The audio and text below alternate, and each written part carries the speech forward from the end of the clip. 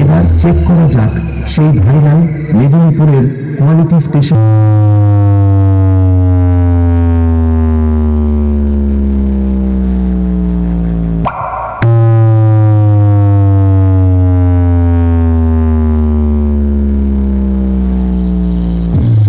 এক এক করে সবকিছু আপনাদের চেক করে শোনালাম।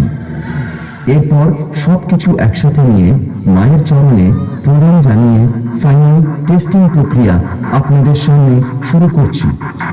আশা